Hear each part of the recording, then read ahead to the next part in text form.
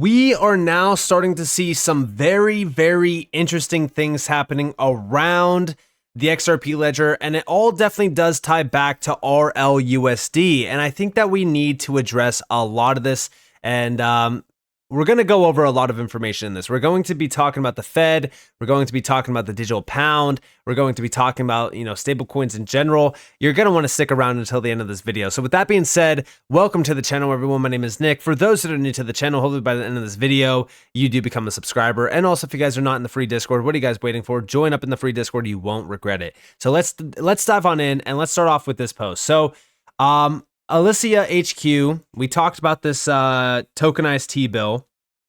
This is going to be it's going to be a very exciting launch. I really think that this is going to be very big for the XRP ledger. I'm actually very excited to see a lot of these significant moves being made, and it all really kind of started after we got the announcement of RLUSD. But this is just showing us that the adoption of the XRP ledger through tokenization is already happening. It's beginning, and it's definitely a very exciting time. It's definitely a very, very exciting time, and I'm very happy to see this. But on top of this, T-bills on the XRP ledger, Alicia HQ, we expect that utilizing RLUSD in the future will help improve the efficiency and simplify the process. This awareness will spread over the world like a fire so that Ripple stablecoin will actually represent the real US dollar within Web3.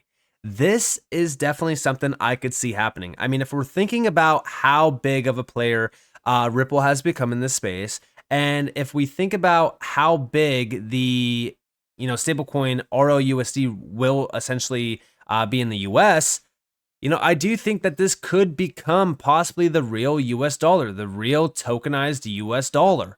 And if that does happen, I want you guys to be aware of how big of a name Ripple will become and how much volume and value the RLUSD stablecoin will create for the XRP ledger. I mean, obviously RLUSD will be on almost every single chain, but I think that it's going to work so much more efficient on the XRP ledger because of the tech behind the ledger. But on top of this, Black Swan Capitalist posted a video, and this was on December 3rd. And he said, Trump's former economic advisor, Judy Schell, highlights the importance of a level playing field through gold-backed stablecoins supporting gold convertible treasury bonds. This aligns with what XRP was designed for. Interesting timing as this comes a day before the RLUSD launch. Big shout to Black Swan Capitalist for this, and also a big shout to Judy Shelton for this as well. But check this video clip out. I do think that the timeline here is very, very interesting. I don't believe in coincidences. I actually believe that a lot of this has been aligned ever since we heard first from Ripple that, hey, guess what? We're launching a stablecoin. If you go back to that time, look at all of the updates from that time to now. I mean, it's actually pretty crazy on how all of this has been aligned. And I even mentioned this when we first got the announcement of Ripple joining the BIS's CPMI group as well. It was right after XRP got deemed not a security, which I just find so interesting. But check this out. My real goal is international monetary reform and back to that level monetary playing field that we had under Bretton Woods and under classical international gold standard, because that was a good thing. That is what supported the logic of international trade. Why you can't have free trade if people are manipulating currencies. And so I'm not suggesting we go back to a classical or Bretton Woods or anything that existed in the past. I'm saying let's go back to the future. Let's use some of the virtues of having money that serves as a dependable store of value, but in a new way. Maybe we issue stable coins, not we, but maybe people in the private sector issue stable coins that are backed by gold convertible treasury bonds. But let's establish a beachhead and say the goal is to have a dependable dollar, and maybe start even questioning this deliberate debasement by the Federal Reserve. Let's ask Congress if they approve of doing that. So yeah, I mean, listen, we are about to see significant reforms happening around our entire financial system. And I want to address the Fed. I definitely want to address the Fed, which we will talk about here in a second. But also over here, we have, since XRP provides global liquidity through the XRP ledger, it opens the door for RLUSD to tokenize dollar reserves held by countries worldwide. This would allow the US dollar to maintain and extend its role as a reserve currency while integrating into the digital economy. Now, listen, I do think that these stablecoins should 100% be focused on.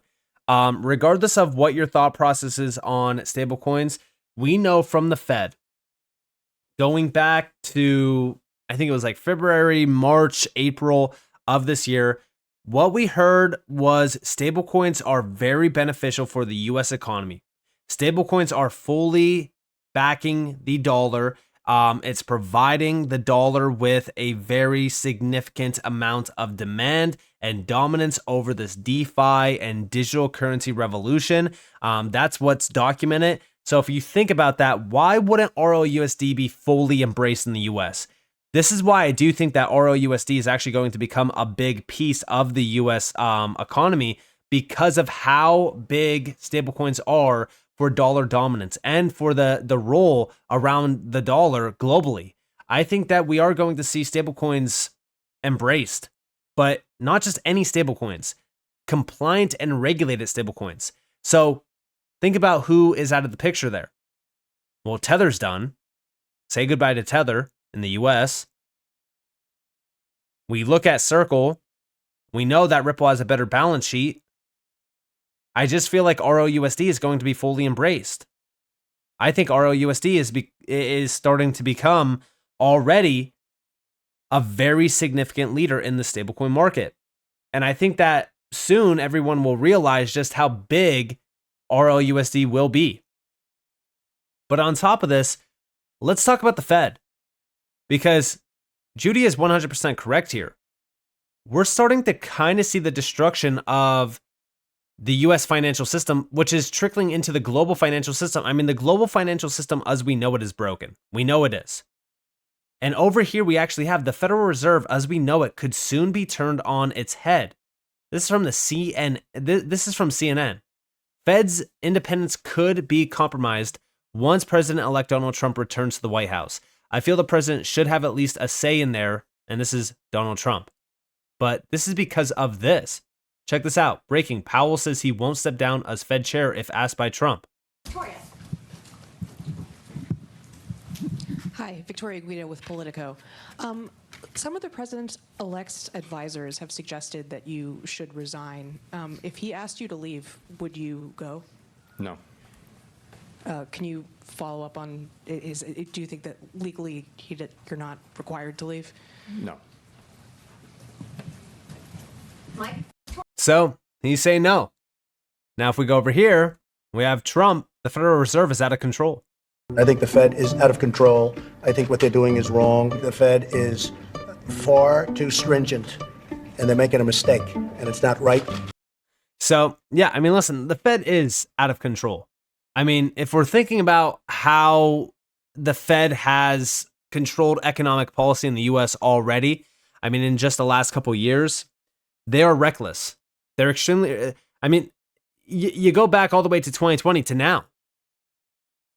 The Fed and a lot of these central banks actually are the ones that cause the destruction to happen. They cause crises like 2008. We know that the central banks were behind 2008. And guess what? The central banks and, banks in general, they got wealthier. Isn't that funny how that works?